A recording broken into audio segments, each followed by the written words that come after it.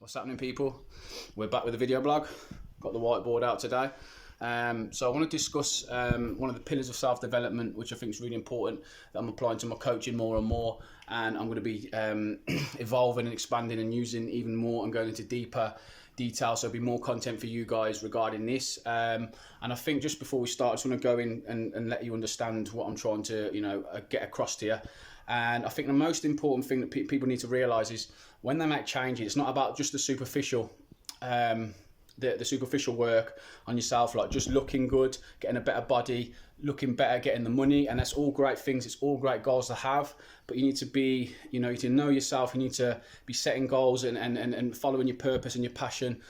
Following your heart and listening to your gut instinct on things, and not get stuck in the rat race and being a little sheep and being told by society who to be and what to do, which is what I want to get across to you guys today.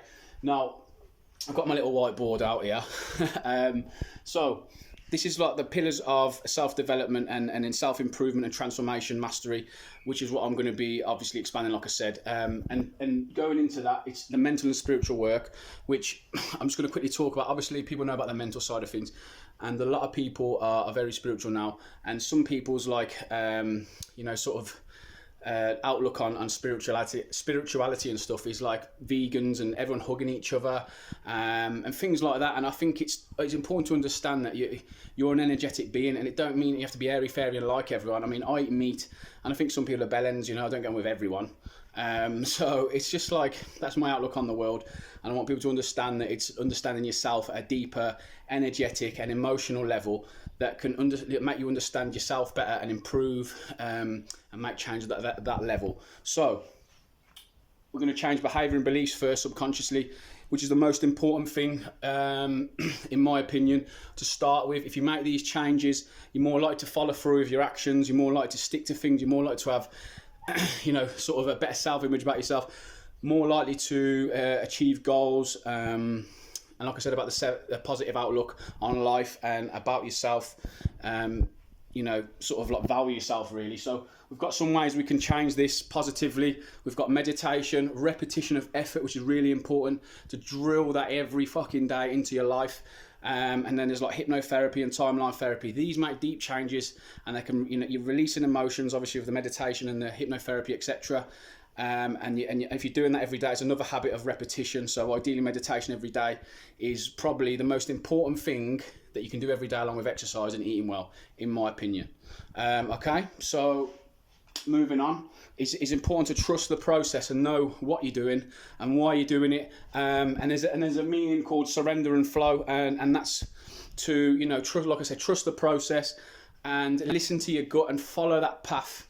Go off the unbeaten path, follow your heart.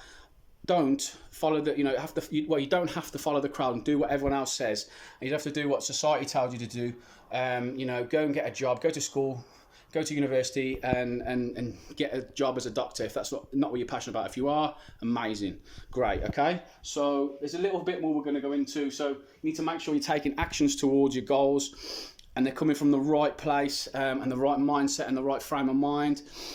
I think a lot of people, they're unfulfilled because they're doing what they think's right, but deep down it's like, that ain't fucking me. You know what I mean? So, Linda at Aldi, she's been there 20 years. She don't want to be there. She wants to be in Tenerife on a beach. So I think it's important to set goals short and long term.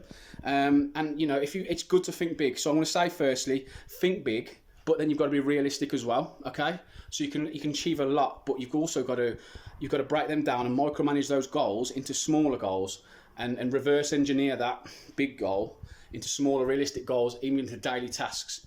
So this is really important to keep your focus at all times. My camera skills are shit, by the way. It's really important to keep your attention focused on your goals. That's what I was meant to say. I knew I had it somewhere. And like I said, is reverse engineer into smaller goals, which is really important, because if you do that, it's achievable then.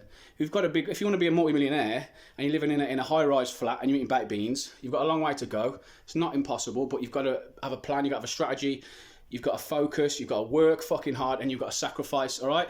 So that's got to be done. Learn to control your emotions is probably up there with the subconscious changes. if you can control your emotions, you are seriously powerful, because you can direct your energy in a certain way. You can direct your energy towards your goals, like I said. People can't control you as well, have power over you in that sort of way. And situations is how you react. So perception is projection. So how you perceive and how you reframe a situation or something that happens to you, then that's going to be determining your outcome. Okay, so let's say something goes wrong, you have a car crash or something, someone smashing your car. It's like, well, I'm blessed, I'm all right, my kids are all right.